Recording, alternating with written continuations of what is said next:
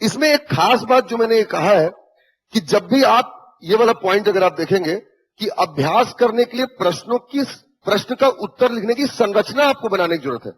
You need to plot a diagram और structure to answer any question, तब वो चीजें कंप्लीट होंगी। जैसे कि ये मॉडल आंसर मैंने प्रिपेयर किया है आप लोगों के लिए, ताकि आप समझ पाए कि हमको लिखना क्या होता है। अगला पेज दिखाइए। तो जो पहला क्वेश्चन था आपका, मानव अधिकार आयोग की संरचना बताइए, है ना। देखिए कैसे इसमें, बस ये 30 वर्ड का क्वेश्चन है बेटा। मानव अधिकार आयोग की संरचना बताइए, right the structure of human rights commission. चूंकि ये 30 वर्ड है, ये है इसका स्ट्रक्चर। देखिए, this is the structure. 30 word, you need to write the 4 facts. It must be in easier sentence. देखिए, बहुत कॉम्प्लेक्स सेंटेंस नहीं है, ज्वाइंट सेंटेंस नहीं है। एक वाक्य खत्म हो रहा है, यहां पर पूर्ण विराम हम दे रहे हैं, फुल स्टॉप लगा रहे हैं, और 4 फैक्ट है। जैसे, और मैंने कहा आपको टू द पॉइंट आपको आंसर शुरू करना है। फर्स्ट हमने बताया संरचना में इसके अध्यक्ष, सदस्य एवं इसकी शाखाएं होती हैं। The structure composed of chairperson, members and it's branches. पहला लाइन हो गया, संरचना क्या है, ठीक है। At centre and state level 1+2 and 1+12 and 1+2 members and chairperson shall be included respectively. मतलब केंद्र और राज्य में मानवाधिकार आयोग 2 स्तर पर है। केंद्र में क्या हो जाएगा, एक अध्यक्ष 12 सदस्य, और एक अध्यक्ष 2 सदस्य किस हो जाएंगे आपका, राज्य मानवाधिकार आयोग में। क्योंकि ये बहुत महत्वपूर्ण पॉइंट था, तो आपको दिख रहा होगा कि ये बोल्ड भी है और अंडरलाइन भी है। आप इसको ऐसा कर सकते हैं, you will get the maximum. उसके बाद अगले में हम आए और हमने क्या बताया, इसके अलावा अन्वेषण शाखा, इन्वेस्टिगेशन ब्रांच, डीजीपी होता है, आईजीपी होता है, अधिकारी, है ना, महासचिव, और आपका कर्मचारी वृंद होते हैं, मतलब स्टाफ्स होते हैं इसमें। याद आ रहा है, हमको यहां पर योग्यता नहीं बतानी है कि अध्यक्ष सर्वोच्च न्यायालय का रिटायर्ड या वर्तमान मुख्य न्यायाधीश या न्यायाधीश हो सकता है। नहीं, आपसे स्ट्रक्चर पूछ रहा है, that what is the composition of human rights commission, है ना। The demand of question is not the eligibility of the members and chairperson.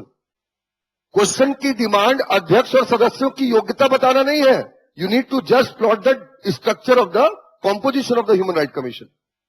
तो बहुत सारे लोग अध्यक्ष और सदस्य की योग्यताएं लिख रहे होंगे, आपको नंबर तो मिलेगा, लेकिन वो नहीं मिलेगा जो मिलना चाहिए आपको। समझ में आई मेरी बात। ये इस तरीके से, जैसे थोड़ा सा ऊपर करें तो इसको, जैसे देखें सीआरपीसी 151 पूछा है। सीआरपीसी 151 दंड प्रक्रिया संहिता जो है आपका, उसका सेक्शन 151, इसके ये भी 30 वर्ड में है। मतलब 4 बातें हमको लिखनी है। 4 चीजें कैसे बनेगा, पहले ही बताएंगे सीआरपीसी 151 क्या है। तो क्या है, पुलिस को प्रतिबंधात्मक कार्यवाही की शक्ति प्रदान करता है, ठीक है। It provides the restrictive power to the police. मेरी बात समझ रहे हैं, preventive power to the police, निषेधात्मक कार्यवाही कर सकती है, किसी को निरुद्ध कर सकती है। कैसे कर सकती है, तो सेकंड पॉइंट कहता है संदेह के आधार पर गिरफ्तार कर सकती है। Police can arrest any person on the basis of suspicion, किसी को भी गिरफ्तार कर सकती है। थर्ड, कब करेगी गिरफ्तार, तो जब when arrest is the only option, जब गिरफ्तारी एकमात्र विकल्प हो, और दूसरा अपराध किए जाने से की संभावना प्रयुक्त हो कि भाई अगर अपराध, मतलब अगर हम उसको गिरफ्तार नहीं करेंगे तो कोई ना कोई अपराध कर देगा। मेरी बात समझ रहे हैं। If the commission of the crime is suspected और एक्सपेक्टेड, इन 2 परिस्थितियों में करेंगे। और लास्ट क्या करना रहता है, 24 घंटे के भीतर न्यायालय में उपस्थित करवाना आवश्यक होगा, है ना। Submission of the arrested accused producing before the court with in 24 hours is mandatory. ये देखिए 4 फैक्ट, इस तरीके से प्रैक्टिस करना है बेटा। ये तरीका होता है पढ़ने का, टू द पॉइंट लिखना आंसर को। कोई लच्छेदार, कोई कुछ भी बोले, बात नहीं मानना। अभी तक आरटीआई की कॉपी देखने से स्पष्ट होता है कि point wise answer is best. Even आप ये सोचें कि आपको कॉपी चेक करना है, किसी की कॉपी चेक करना, copy checking the copy is such a boring things. 1-2 copy में तो आपको बहुत मजा आएगा, लेकिन उसके बाद आप कॉपी कैसे चेक करोगे, जिसने चीजों को हाईलाइट किया हुआ है, जिसकी चीजें आपको एकदम विजिबल है, उन्हीं चीजों को आप सही तरीके से चेक कर पाओगे, फास्ट ही चेक कर पाओगे। मेरी बात समझ रहे हैं। तो किसी की बातों में आने की जरूरत नहीं है, कोई लच्छेदार और बना करके लिखने की जरूरत नहीं है। Demand, according to demand the question you need to write the answer, nothing else. मेरी बात समझ आई? तो ये 30 वर्ड के क्वेश्चन थे। 60 वर्ड दिखाइए तो। बाइलिंगुअल बनाया गया मॉडल आंसर को, बाइलिंगुअल आपको मिल जाएगा, आपको इसका पीडीएफ भी मिल जाएगा। 60 वर्ड दिखाइए सीधा। जैसे ये आपका 60 वर्ड का क्वेश्चन है ना? देखिए, अब देखिए, मैंने जैसे आपको बताया कि 60 वर्ड के क्वेश्चन में you need to provide around 7 to 8 facts, because just 7 line be provided during the mains examination. अब जैसे एक क्वेश्चन कहता है कि शरीर संबंधित आत्मरक्षा के अधिकार का वर्णन कीजिए, describe the right to self defence related with body. क्योंकि 60 शब्दों में 60 वर्ड में है, तो हमारे पास जो मैक्सिमम जो लाइंस है वो है 7। तो या तो हम 7 बताएं, तो इस बेस पर हमको नंबर मिल जाएगा कि हमने पूरा फिल किया, तो मैक्सिमम मिलने के चांस है। 4 में 4 आपको कभी नहीं मिलेंगे, मैक्सिमम आपको 3.5 तक मिल सकते हैं, तो इससे आपको 3.5 मिल सकता है। और अगर आप बहुत अच्छा कर गए और थोड़ा सा अपनी राइटिंग को एडजस्ट किया और 8 फैक्ट डाल दिए, तो हो सकता है 4 भी मिल जाए, लेकिन ये मैक्सिमम अटेंड करने का है। अब देखिए, शरीर संबंधित आत्मरक्षा के अधिकार में हमने 7 फैक्ट इनकलकेट किए इस आंसर में। जैसे सबसे पहले, शरीर संबंधित आत्मरक्षा का अधिकार क्या है? तो देखें, अंडरलाइंड है, सार्वभौमिक सिद्धांत है। It is a universal principle, जिसमें प्रत्येक व्यक्ति अपने जीवन की सुरक्षा कर सकता है। मेरी बात समझ रहे हैं? Right to self defence is a universal principle that everyone has right to protect their life. हम सबको यह अधिकार है कि हम अपने जीवन की सुरक्षा कर सकते हैं, ठीक है? इसका उल्लेख भादवी की धारा 100 में है ना? It is explained in section 150 of IPC. Third क्या कहता है? यह अधिकार निम्नलिखित परिस्थितियों में प्राप्त होता है, and the situations are grievous hurt, गंभीर चोट लग जाए, बलात्संग ड्यूरिंग रेप, मृत्यु, डेथ, अम्लीय प्रहार, एसिड अटैक, अप्राकृतिक संभोग, अननेचुरल लस्ट, और सदोष परिरोध, आपका रॉन्गफुल कन्फाइनमेंट। इस बात क्या कहता है? आत्मरक्षा के अधिकारों में प्रयुक्त किसी भी प्रकार का अवरोध अपराध नहीं है। 96 अपने आप में यह फैक्ट है, क्योंकि अगर मैं चाहता अपने आंसर को लंबा खींचना, तो मैं 96 को भी एक अलग बुलेट बना करके डाल सकता था। जब भी आप ब्रैकेट में कोई चीज को मेंशन करते हैं, तो ये वर्ड लिमिट में काउंट नहीं होता, और सामने वाले को ये एहसास होता है कि आप जबरदस्ती आंसर को लंबा नहीं खींच रहे हैं। दूसरी बात, जब भी आप वर्ड लिमिट में किसी सेक्शन को कोड करते हैं, तो ये सबसे बेस्ट वे होता है एक्ट, कानून से रिलेटेड किसी भी आंसर को प्रेजेंट करने का। समझ में आई मेरी बात? सबसे बेस्ट वे होता है, और ये ऑथेंटिकेट करता है आपके आंसर को। मेंस की परीक्षा में उत्तर देने से ज्यादा प्रमाणित उत्तर देना, है ना, ऑथेंटिक आंसर करना बहुत इंपॉर्टेंट है। मेरी बात समझ रहे हैं? और लास्ट में क्या लिखता है? जब लोक सेवक की सहायता लेने का पर्याप्त अवसर होता है, तो इस अधिकार का प्रयोग नहीं किया सकता, है ना। If you have enough time to get assistance of the public servant, you can not use your right to self defence. जब आपके पास लोक सेवक है, बाजू में पुलिस वाला खड़ा है, तो आप जाकर के अपने अधिकारों का प्रयोग नहीं कर सकते। This is how you have to answer the question of 60 words. समझ आया? 100 दिखाइए तो, 100 वाला दिखाइए। हाँ, ये देखिए बेटा, 100 वाले थोड़ा सा इसको छोटा करें क्या, ताकि आ जाए एक पेज में। थोड़ा सा छोटा करें, एक पेज में आ जाए। हाँ, और थोड़ा सा छोटा कीजिए, समझ में आ जाए। हाँ, ठीक।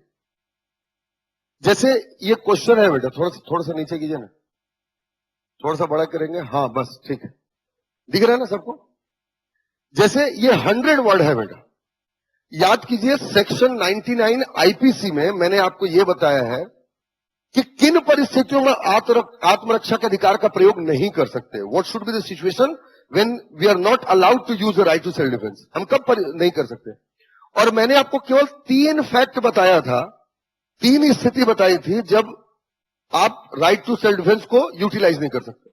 लेकिन कैसे 3 फैक्ट, यानी हमने 30 शब्द में पढ़ा है उसको, 30 शब्द को 100 में कैसे लेकर के जाएंगे? तो 100 में मैंने आपको शुरू में ही बताया, पहले आप स्ट्रक्चर बताएं, 3 हिस्सों में बांट दें 100 वर्ड को। First start with introduction, and with conclusion, निष्कर्ष, और जो क्वेश्चन पूछा है वो आपका बॉडी होगा, है ना। देखिए बॉडी में क्या, परिस्थितियां जिसमें आत्मरक्षा के अधिकार का प्रयोग नहीं किया जा सकता। परिचय हो गया, निष्कर्ष हो गया, 3 पैराग्राफ बन गया। पहले पैराग्राफ में अब मतलब 30 वर्ड में टूट गया नहीं है। अब पहले में आपको क्या बता रहा है? परिचय। परिचय में हमेशा हम क्या बताते हैं? वो क्या है, कहां से है, उसका सोर्स क्या है और क्या विशेषता है उसकी।